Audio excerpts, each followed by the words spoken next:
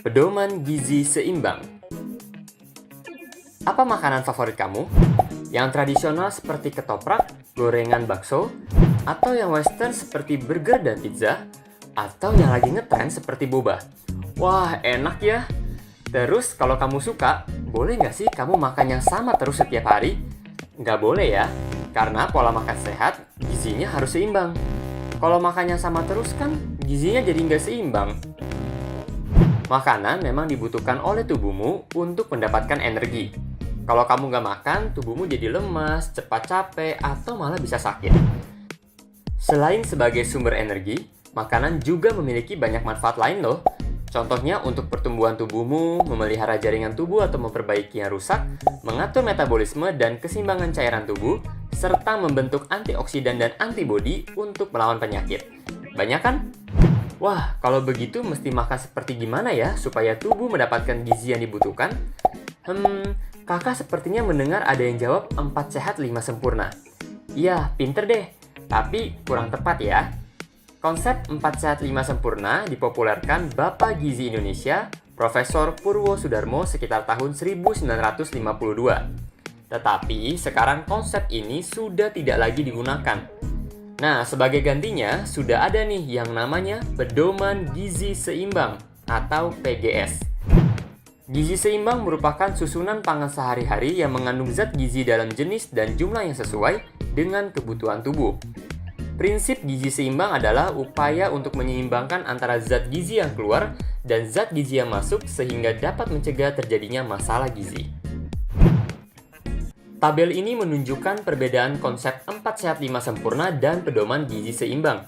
Bedanya, pedoman gizi yang baru lebih menekankan ke keberagaman sumber makanan dan kebiasaan-kebiasaan sehat, tidak harus minum susu, ada panduan porsi yang harus dimakan, dan pentingnya minum air yang cukup. Jadi, dengan pedoman gizi yang baru, apa yang harus dikonsumsi setiap hari? Beraneka ragam makanan dengan proporsi makanan yang seimbang. Dengan begitu, kebutuhan akan semua zat gizi dapat terpenuhi dengan baik. Setiap hari, tubuh membutuhkan asupan protein nabati, protein hewani, makanan pokok, sayuran, buah, dan air mineral. Makanan berprotein tinggi. Protein nabati dan protein hewani memiliki keunggulan masing-masing. Protein hewani memiliki mutu gizi yang lebih lengkap dan mudah diserap oleh tubuh. Sedangkan protein nabati mengandung isoflavon dan antioksidan. Sehingga kedua jenis protein ini harus dikombinasikan secara seimbang. Beraneka ragam buah dan sayuran. Indonesia yang beriklim tropis punya banyak jenis buah yang enak dan murah loh. Jadi jangan takut bosen kalau makan buah. Kalau makan atau minum jus buah, boleh aja. Tapi jangan dikasih gula tambahan ya, supaya tetap sehat. Selain itu, kamu harus lebih banyak makan sayur. Bukan sebagai pelengkap aja. Coba deh kalau kamu makan pecel lele atau ayam bakar. Lalapannya jangan lupa dimakan ya. Jangan jadi hiasan aja. Sayuran juga sebaiknya jangan dimasak terlalu lama karena kandungan vitamin dan mineralnya jadi berkurang. Selain sebagai sumber vitamin dan mineral, sayur dan buah juga dapat memperlancar buang air besar dan mencegah kegemukan karena mengandung serat. Minum air yang cukup. Sebagian besar tubuh manusia terdiri dari air dan tubuh nggak bisa memproduksi air sendiri.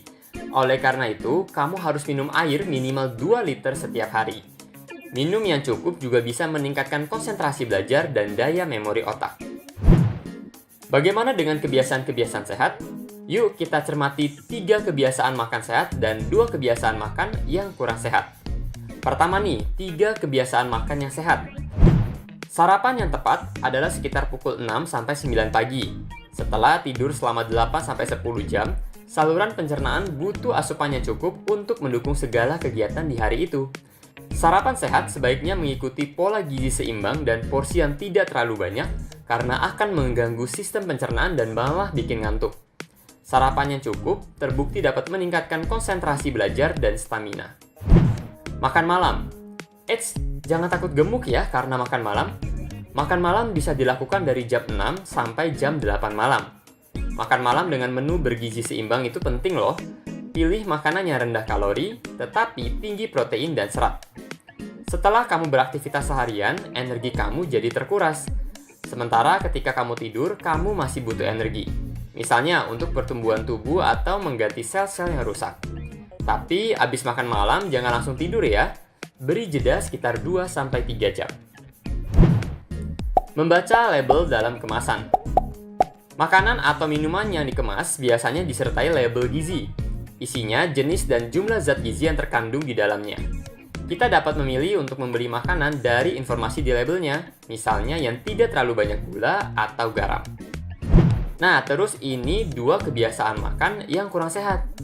Pertama, konsumsi gula, garam, dan lemak. Gula dan lemak dibutuhkan tubuh sebagai sumber kalori, sedangkan garam sebagai penyeimbang cairan tubuh. Namun, jika dikonsumsi berlebihan justru dapat memicu penyakit seperti obesitas atau kelebihan berat badan, penyakit diabetes, penyakit jantung, darah tinggi atau hipertensi, sampai stroke. Makanan cepat saji, minuman bersoda, dan makanan atau minuman yang mengandung bahan aditif seperti pemanis, perasa, pewarna, dan pengawet buatan. Loh, masa nggak boleh ngemil? Bukan nggak boleh, tapi dibatasi ya. Camilan biasanya memiliki kalori yang tinggi, tetapi nilai gizinya rendah. Kalau terlalu banyak ngemil, perut kamu jadi penuh dan males buat makan makanan utama. Kalau udah kekenyangan, nanti malah akhirnya kamu nggak bisa makan makanan yang mengandung zat-zat gizi yang diperlukan oleh tubuh. Terakhir, yuk kita lengkapi dengan 3 pola hidup sehat. Yang pertama, membiasakan perilaku hidup bersih. Contohnya, selalu mencuci tangan dengan sabun dan air bersih mengalir, sikat gigi 2 kali sehari setelah sarapan dan sebelum tidur, serta memotong kuku seminggu sekali. Perilaku hidup bersih dapat mencegah bakteri jahat masuk ke tubuh melalui makanan dan menjadi penyakit. Kedua, berolahraga yang teratur, seperti berjalan, berlari, senam, bermain sepak bola, naik sepeda, naik tangga, atau berenang. Aktivitas fisik akan memperlancar sistem metabolisme di dalam tubuh. Yang ketiga, memantau berat badan secara teratur untuk mempertahankan berat badan yang normal. Berat badan yang kurang atau berlebihan dapat menyebabkan tubuh tidak seimbang dan mudah terserang penyakit. Gimana? Udah lebih paham dong tentang pola gizi seimbang? Nah, kalau sudah paham, apa nih kebiasaan makan tidak sehat yang harus kamu kurangi? Tulis di kolom komentar ya. Pola makan yang bergizi seimbang penting loh buat kamu yang masih anak-anak atau remaja karena masih dalam masa pertumbuhan dan punya aktivitas yang tinggi. Dan satu lagi, kamu harus selalu bersyukur dengan makanan yang disediakan orang tuamu setiap hari. Di luar sana, masih banyak teman-temanmu yang kesulitan mendapatkan makanan atau hanya bisa makan seadanya. Jadi, jangan pilih-pilih makanan yang disukai saja ya. Kalau kamu mau latihan soal tentang zat makanan, bisa kunjungi website kejarcita.id. Stay safe dan healthy teman kece. Kejar cita, kejar ilmu, raih cita.